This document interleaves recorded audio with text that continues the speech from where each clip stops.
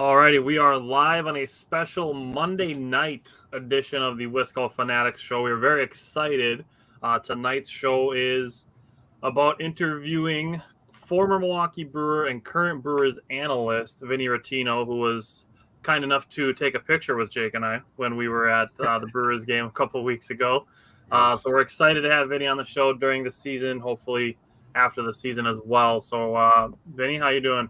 Great. Thanks for having me on, guys. Pleasure.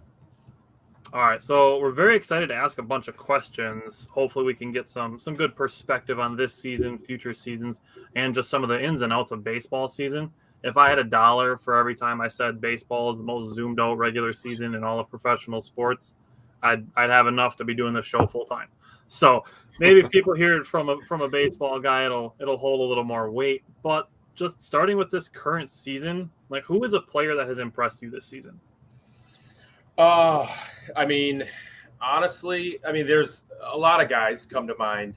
I'm going to say, a lot of guys. I'm thinking about, Freddie Peralta for sure. Just the ability to stay healthy and the velocity is way up there. But I'll cut right to the chase and say, Adrian Hauser is it. Of all the guys that I have been impressed with the ability to make adjustments and perform at such a high level consistently all year. Like, some of those names are kind of easy to talk about.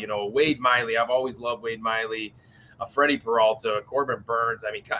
The names on this roster are some of the best in baseball, just in terms of talent level, skill level, and then performance level as well. But I'm going to say Adrian Hauser because he was not left for dead by any means by the organization, but just like, I think the organization was just like, what are we going to get from this guy?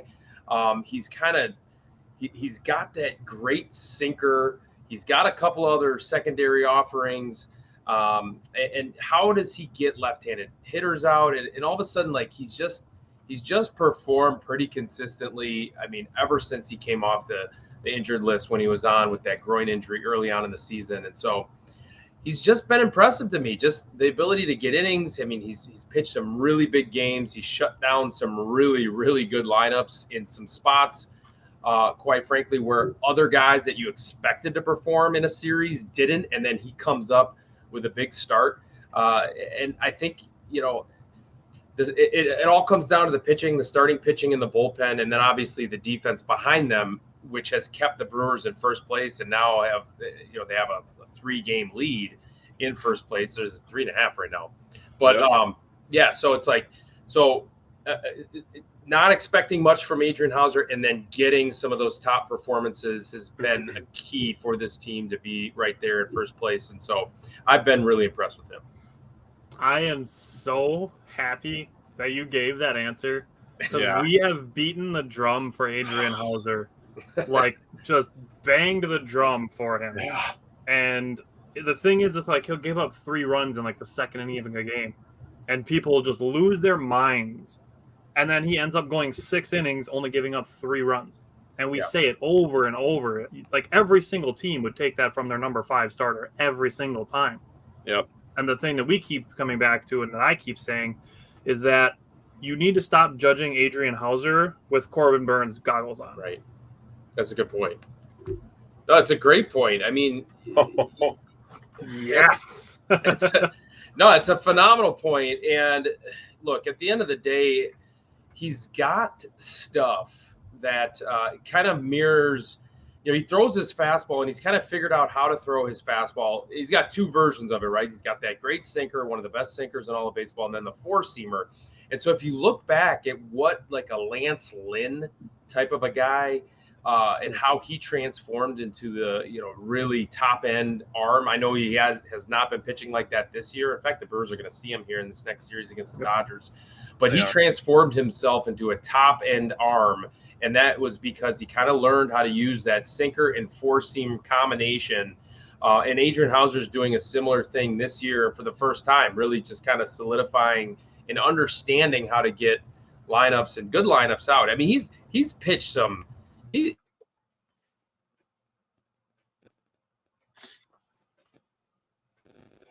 One other guy that I would a bunch. Some of the worst offenses, but he's had to face some pretty good offenses. I mean, he faced the Braves a couple of times.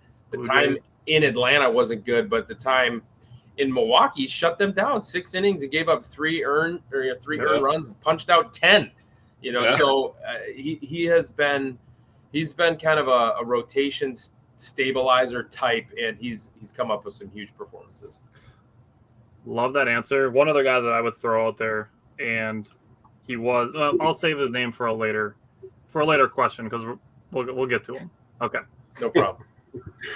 All right. So my question I'm going to ask you is, who is a player, maybe in the near future here that you're looking forward to seeing in Milwaukee? I think I got frozen, guys. Nope, you're good. Who is the player you're looking forward to seeing in Milwaukee, right?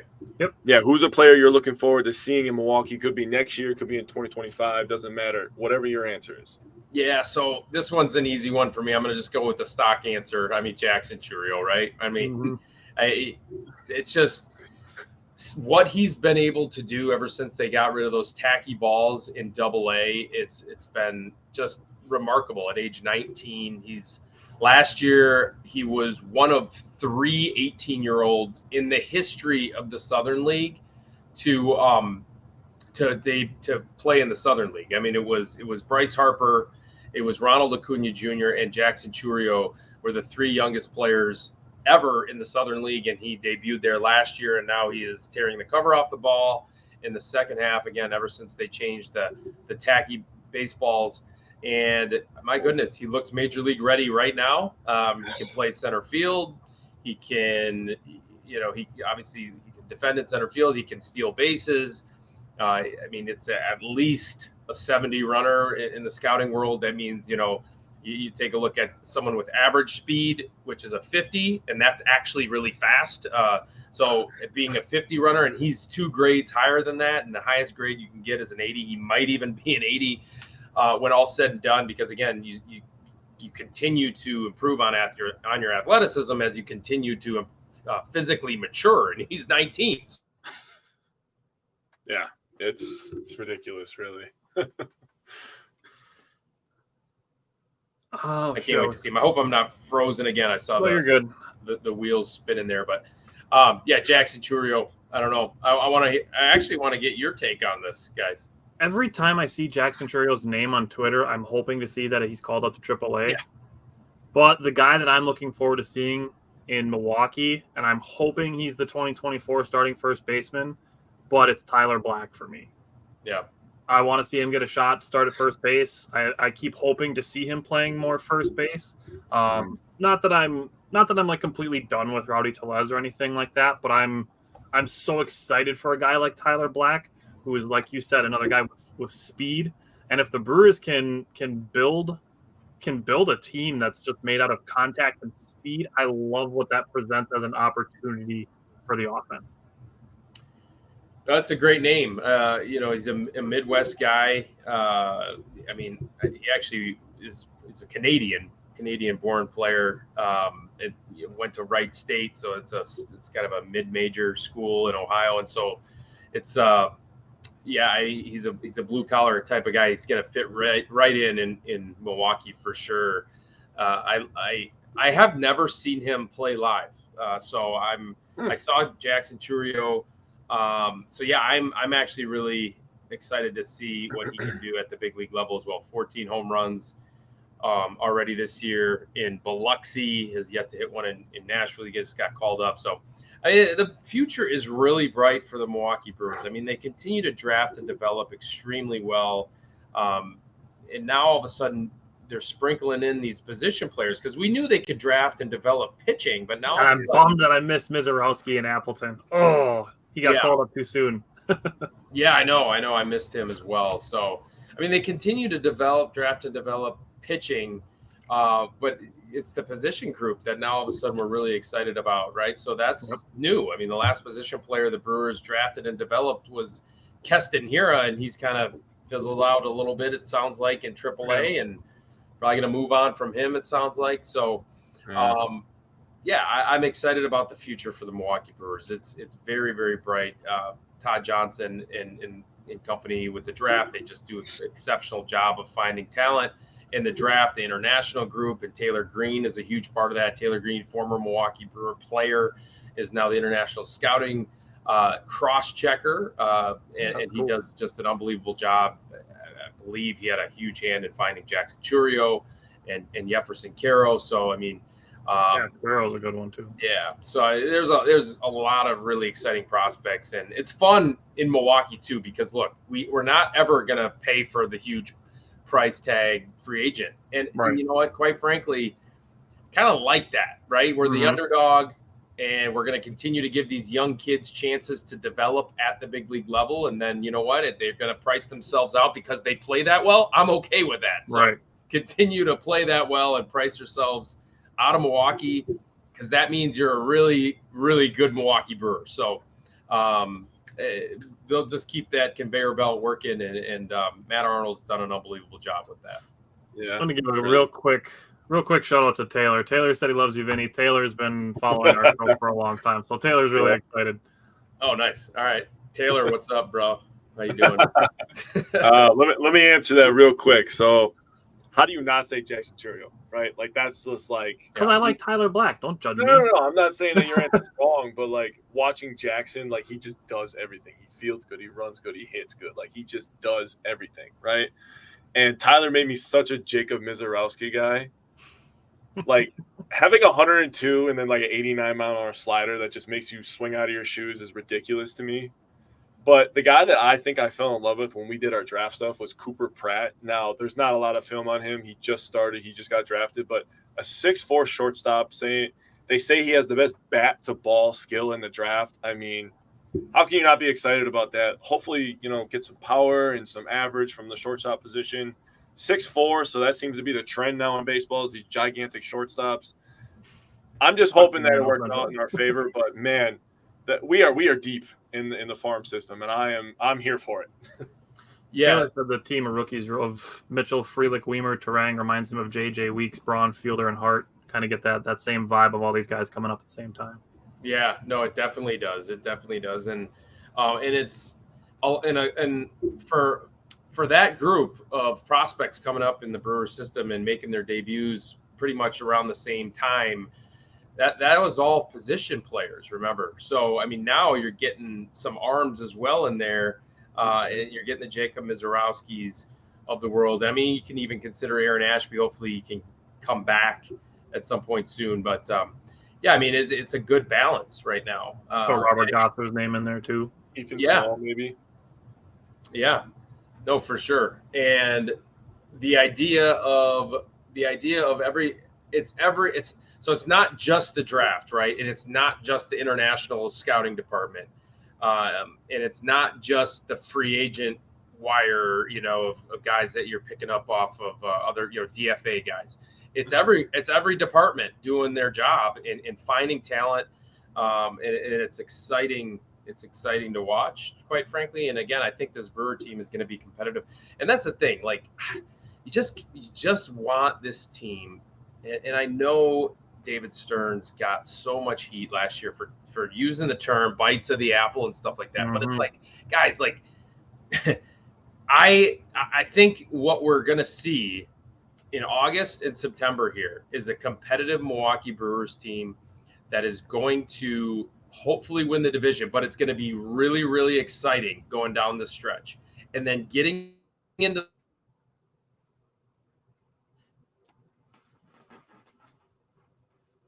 spinning here again. I hope you guys can still hear me. Yep, you're good. But we've been so spoiled with like the Green Bay Packers, right? We've been so spoiled for so many years to like, it's been so much fun to watch them. We'll see what happens here. We were talking about Jordan Love off the line, but we'll see what happens here coming up. But like, if the Brewers can kind of go on those kinds of runs and just every summer they are in it to get to the playoffs, I'm fine. I'm just kind of like not okay with not winning a World Series. I'm not okay with not winning a World Series, but at the same time, I do not ever want to go through those dark years that like the Packers went through and the Brewers went through for so many years. It's not fun to watch. The Bucks did it too. So it's like, just stay competitive and give yourself a chance to get into the playoffs. And then especially this year with the horses at the top of the rotation, enough offense, back end of the bullpen. I mean, you never know what the Brewers can do, especially in a 3-game series and especially in a 5-gamer. So I think it's going to be fun. I love hearing you echo the sentiment of things that we say on the show. It's just I get a sense of validation because I keep coming back to just give me a chance to get in. We've seen wild card teams win it all. We've seen teams from the wild card go to the World Series all within the last 5 years. Mm-hmm. I mean, the Brewers lost to the World Series, the wild card team that went to win the World Series in 2019. Exactly. It's just give me a ticket to the show is what I want. No, exactly. I mean, so in 2019, team won the World Series. How about in 2021? They lost in the series against the Braves, and they won the World Series. So, and then the Phillies beat the Brewers out in terms of getting that last wild card, and they almost won the World Series. So, all you got to do is get in, and I think it's kind of an advantage a little bit if you want to look at it like this. There's no way to measure it, but it might be an advantage to go as a wild card team because you're playing very competitive, high-stakes baseball right up until the end of the regular season, and then you're going to jump into the playoffs and play the same type of games. I think that hurt the Brewers in 2021, if you remember. They clinched early and then kind of coasted into the playoffs, and they weren't as sharp as they probably could have been facing the Braves in that first round. Might be a thing to keep an eye on with the Braves this year. Yeah, without a doubt, especially with them, their starting pitching kind of struggling. So we do segments every week. We do a power pair, we do a position player and a pitcher, and then we do underrated performers. So we like our underrated performers. So who would you say is an underrated performer in 2023? Underrated performer. This is my favorite question. Favorite one.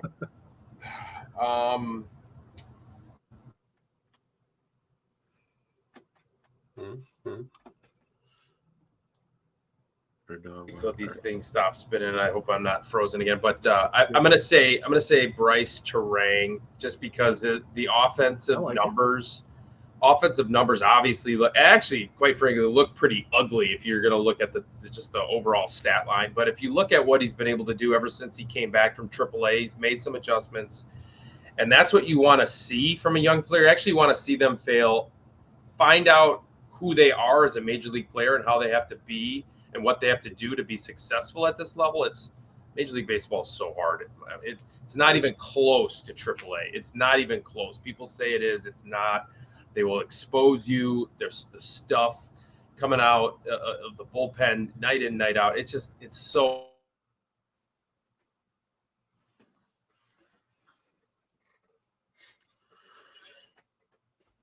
So the guy that I come back to when we talk about underrated performers, and I've said that this guy has been an underrated performer, and I tweeted this back out in early May, and now he's gotten so good that I feel like you can't even call him underrated anymore, is Yoel Payamps. Great call. That's a great call. So Yoel Payamps has been, they didn't really know what their back end of their bullpen was going to look like going in with Peter Strzelecki setting up Devin Williams. And he was my pick in the preseason. Yeah, no, and he'll continue to be good at some point, right, for the Arizona Diamondbacks. But so Payamps has been so important. He's been so important. He shortens games, right? And the run that he's been on, my goodness. I mean, teams, he's been shut down. The guy that we named this quote unquote this award for, or this segment for, is actually Hobie Milner. He kind of inspired the underrated performer segment of every show that we do now. Yeah, Milner. I mean, take your pick of kind of unsung heroes in that bullpen. I mean, obviously Devin Williams is not an underrated performer. Everyone knows how good he is, but there's a number of names in that bullpen that you could kind of point to. Yeah, I mean, Paguero's another name that I figured he's going to throw out here. Yeah. I mean, how can you go wrong with Paguero? But again, he's a rookie, so he is a rookie. People keep forgetting that Elvis Paguero is a rookie. Yeah. Right. Oh, Taylor just said Elvis too. Yeah. All right, you ready for the next question, my man? Yep. All right, this one's pretty good, so I hope you're ready. This one's a little heavy. What would you say is the most important perspective for fans to remember during a long baseball season? Oh, I mean, we're all guilty of living and dying by every win, every win and loss. We're all guilty of it. I am too.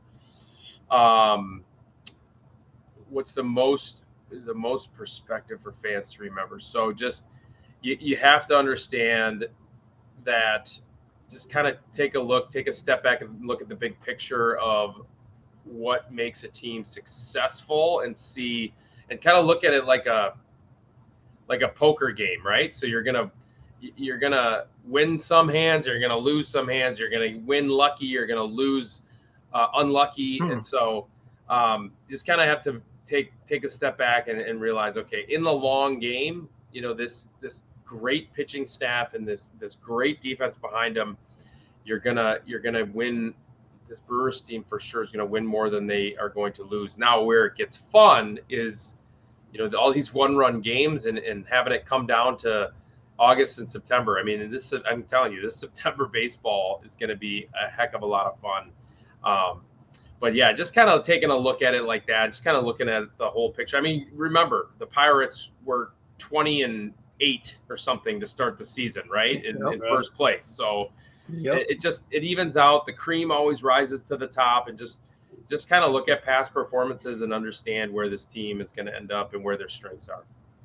Thinking about a poker game, that's interesting. I never even would have considered that perspective. That's really interesting. Yeah. So we do, like, our show is Wisco Fanatics. We like to try to focus things from a more positive and optimistic point of view, because we hope that we can kind of help relate these things to life as they relate to sports fandom. So as a player, what was a practice that kept you mentally strong? Is it something you still do today? Well, no, I actually do things now that I wish I would have done as a player. I have some habits. So that's growth. That's growth. Yeah. So, just in terms, it's hard. The game of baseball is difficult because it's easy to let the game kind of basically chew you up and spit you out, right? Living and dying by every good game or bad game. So the idea is to stay very even keel, and you'll be okay. It is so much harder to do than actually say that. Easier said than done type of thing. So what I do now is I do a lot of mindfulness now, and I just kind of try and be as present as possible, especially with 3 little kids and stuff like that, and try and being a great dad. Mindfulness, I wish I would have learned how to do that back when I played a little bit better. I was pretty fiery. I was a pretty fiery player. If I rolled over to third, oh my gosh, I would, yeah. So, but at the same junior over here. Yeah, but at the same time, it kept me competitive and allowed me to be competitive in the moment, rather than kind of compete with myself. I was, allowed me to compete against the pitcher, but at the same time,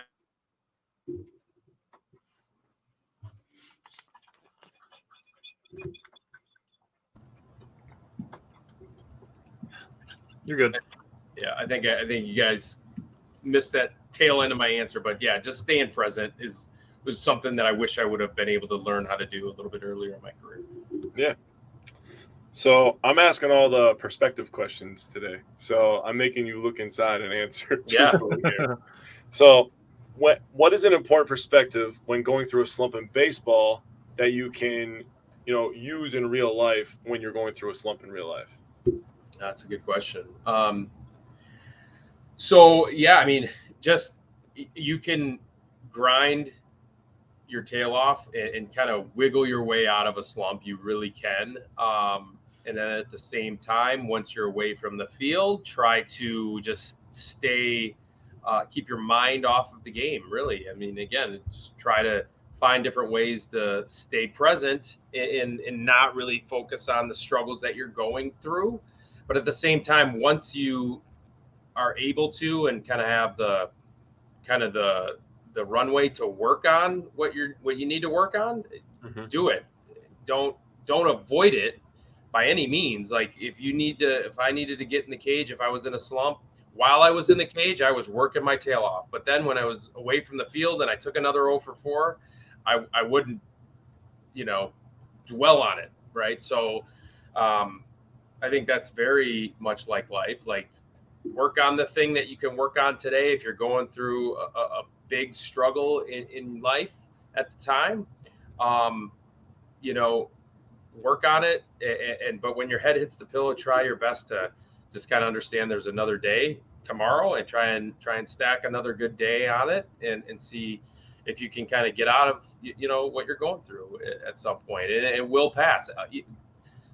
That's something that you learn in baseball.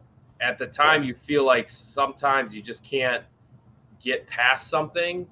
And then you just continue to work hard, focus on the present moment, focus on that next at bat, and all of a sudden, you're kind of through it. So harder to do once you're going through something like that, but it's important to learn how to go through something like that. So they're never going to stop in life, right? You're always going to have those challenges in front of you, always. And at this point, you kind of, once you learn how to deal with them, you kind of welcome them because you grow from them, right? Dude, okay, so, man, every time we talk to like a former player or a player, I really get the feeling of the necessity for our show, right? So basically what you're saying, and I totally believe in this, is don't stop working on yourself and don't focus on the negative.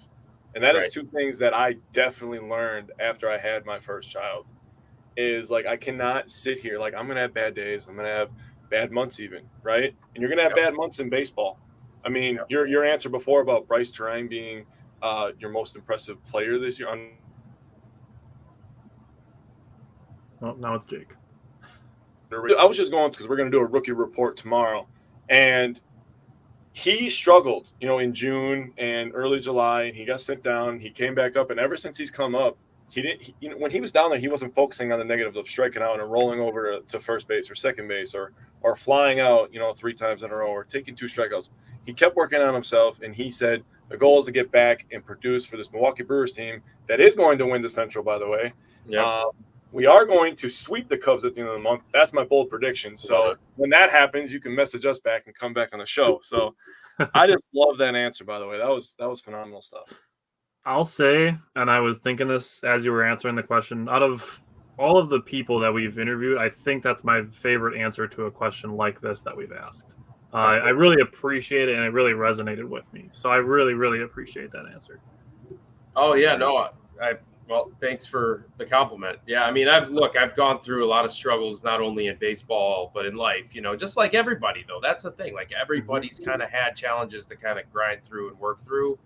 Yeah. And it's a matter of, like, at some point, if you are wanting to have like that growth mindset, you're going to want to go through those. And that's kind of where I'm at in life right now. And it's been a huge shift for me in my life. One of our things, and this is something that I kind of came up with during last year's Badger basketball season, was instead of looking at things as problems, we look at them as opportunities. Right, exactly. All right, so last question before we sign off for the night is, what would you say to those who criticize Craig Counsell, Matt Arnold in the front office, and Mark Atanasio? We are active on social media because that's where we're at, and we see a lot of these. So I don't know how much of it that you really pay attention to, but just your thoughts on essentially the upper management of the Brewers.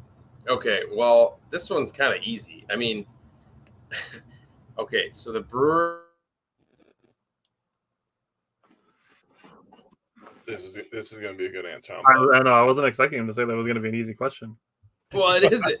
I mean, because I hear it too, right? I mean, you kind of have to have your head in the sand not to kind of hear the rumblings. Mm-hmm. And it's not as bad. Those rumblings aren't as bad here as they are in some markets, right? Obviously, the bigger markets like New York. I mean, can you imagine the Mets and what they're? Both of them. Yeah, both of them, and the Yankees. So, okay, so the Brewers have experienced more success in these last 5-6 years than they ever have in their franchise's history. Yep. And so, okay, so that's just first and foremost. And then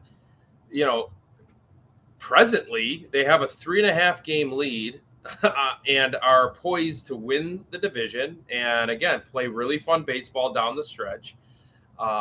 There's no better stadium to come to in all of baseball, and I will stand by that. I've been to all of them, right? I was a scout for 4 years for the Texas Rangers.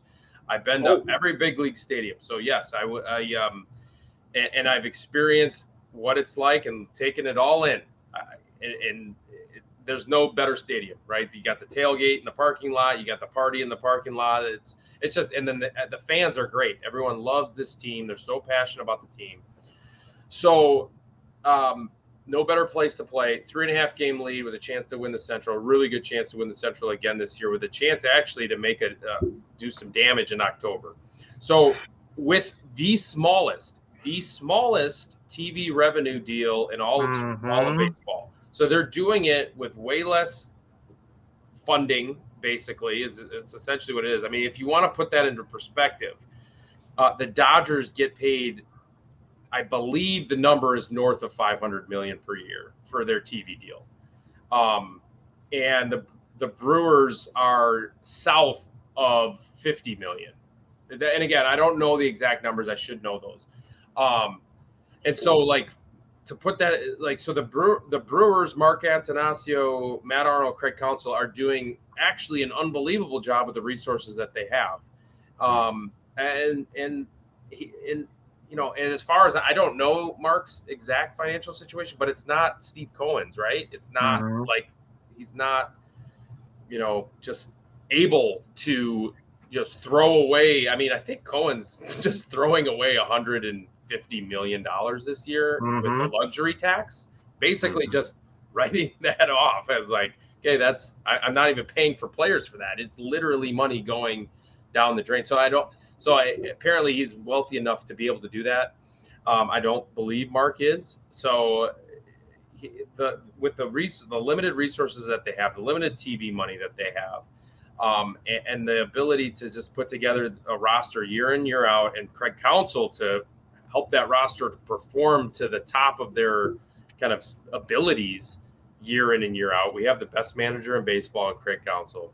So it's just a remarkable thing, really. I mean, it just allows the fans to come to the stadium day in and day out and have a great time at the ballpark, to watch a really good product on the field. That's in first place.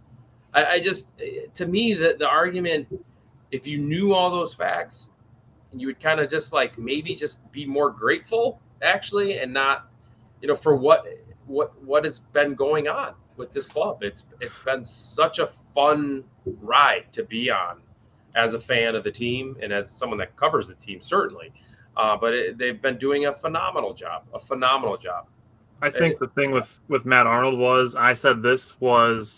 that Matt Arnold said he was going to be a responsible buyer, and I feel that he was true to that word. Right. I agree with that. Right. I 100% agree to that.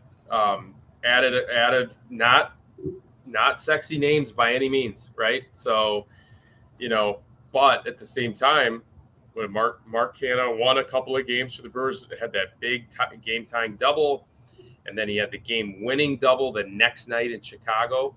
And then Carlos Santana hit a 3-run home run yesterday.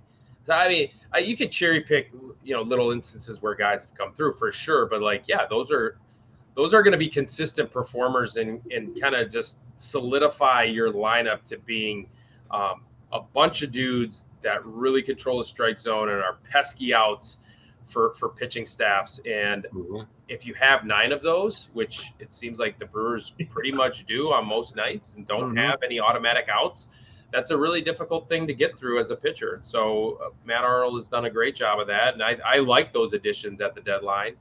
And I would never, I'm sorry, I would never leverage the future. I would never pay for Jordan Montgomery. The Texas Rangers traded for Jordan Montgomery, a rental.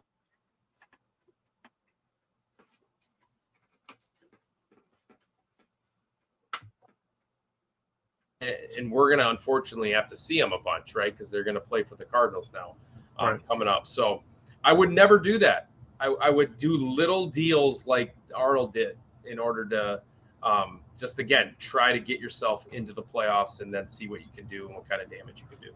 You got time for one more? Yeah. I just want to pat my own back. I called the Carlos trade, by the way, the Carlos Santana. I called that. Yeah, Oh, wow. You did. It felt like a Brewers trade, dude. It really did. Switch hitter, plays good defense, and like you said, controls the strike zone. I was like, makes too much sense. Love it. Good call. So I wanted to ask one more little fun question because I'm interested on your answer. What's been your favorite home run celebration over the past few years? Oh my goodness, these are fun. I'll say this: someone that we all hate as Brewer fans, Jock Peterson is. I saw him 2 years ago. Was it 2021? I saw him. Someone handed him an Amazon package. I think it was like a toaster oven, and he walked through the. And I think that was the first home run ridiculous home run celebration that I saw. But let me think, like of more of the traditional ones. Oh boy, I don't know. They're all just kind of good. I like them all. Yeah. It's easy to say the cheese. What happened to no one knows what happened to the cheesehead. Does anyone know? I've heard a couple things. Okay. Like, one, I heard that it was a Luis Urias thing. So they stopped doing it, like, kind of out of respect for him. And the other one, this is complete speculation because I've only seen people say it on Twitter, that when Mark Murphy and the Packers purchased the rights to make them, they didn't want them to do that. Oh, okay. Oh. You know what? I don't know. I need to do a little bit more research on that. Why would they not want them to do that? That didn't make sense to me either. Why they wouldn't want them? Wisconsin's known for cheese, which I've always hated my entire life, to be honest with you. But I'm not a big giant cheese eater. You go to a party or a home, they're like, "Oh, you want some cheese?" I'm just like, that's weird to me. But anyway, the cheesehead's like a staple in this state. If there's a sports house, and you don't have one cheesehead, I don't trust your opinion on anything. That's great. No, and then so last year the Bell, I've liked the Brewers celebrations. They were kind of like not too over the top, and they were fun, and they were kind of Wisconsin deals, right? The ringing the bell. Everyone likes to ring the bell in Wisconsin.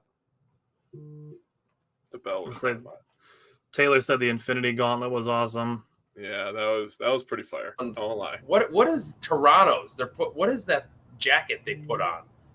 I don't know. Like, Chicago has a weird jacket thing too. I don't know. Yeah, the White Sox. Yeah. Yeah, I don't know.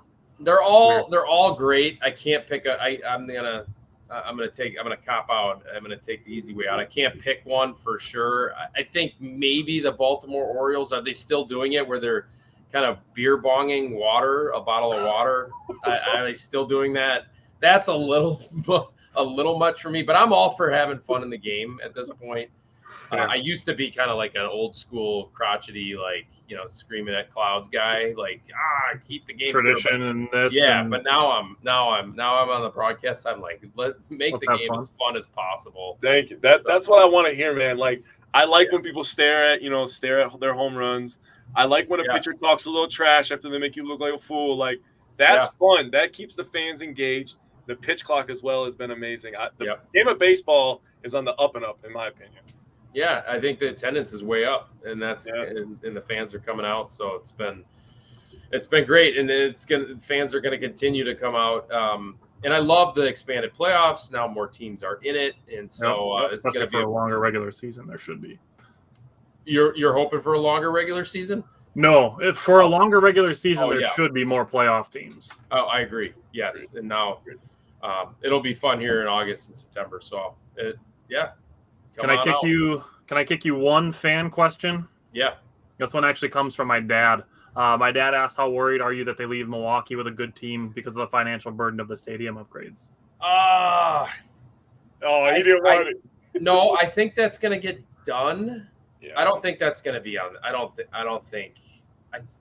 I don't know, and I don't look at politics. I used to, but I think that's, from what I've heard, I think that's a little political, and they're going to get something done, but and it's almost like not that it's a done deal, but it's like kind of a no-brainer that it's going to get done, because there's no way that this team's going to leave Milwaukee and what it does for the city and for the community and for southeastern Wisconsin, the whole state, quite frankly, in terms of like just everything. Like it would just be devastating. I don't think there's even the slightest possibility that this team is going to leave because of that. I think they're going to probably work something out. Again, I don't know any of the details. I don't look at politics really at all. I'm confident because they were able to get it done with the Bucks just a few years ago. Yep. So I'm confident that they'll figure something out for the Brewers. Yeah, I agree. All righty, Vinny. Well, we really, really, really appreciate your time and for letting us keep you a little extra to ask some extra questions. We really, really appreciate it. We would love to have you back whenever it works. It would be awesome to have you back to ask you some more questions about some more players and some teams and some baseball perspectives and life perspectives. Loved the answers that you gave us. Even Taylor too. Taylor said, thank you so much, Vinny, for coming on the show. We appreciate it so much. So really appreciate it. Just going to say it 17 times before we sign off. Appreciate your time, and thank you for coming on. Yeah, guys, anytime. I enjoyed it. Really enjoyed talking to you guys. You guys asked some very insightful questions. So do not listen to anybody online. You are killing it in the booth. I love listening to you call the games, dude. You are awesome. Oh, I appreciate it. Thanks. Are they saying anything? I didn't even know people were saying anything online. Here's the thing, though. Twitter. People just be talking, man. Like just straight up. Like I'm not gonna like be a jerk or anything or bully anybody, but like to be honest, me and Tyler talk every day about like, do these people even watch baseball? Do these people even watch basketball? Like we talk every day about that stuff. It's like it's ridiculous. So like people that just be talking, man, get that out of here. You're doing great. You're phenomenal. Yeah. For sure. All right. I appreciate it, guys. I didn't even know anyone. I just figured everyone thought it was great. No, I'm assuming. That's you got to fill Tim Dillard's comedy shoes, so that's a tough spot to be in. Yeah, no doubt. I know he is a funny guy. Yeah. All righty. We appreciate it. Take care. We will hopefully talk soon. For sure. Anytime, guys. Thank you. Have a good night.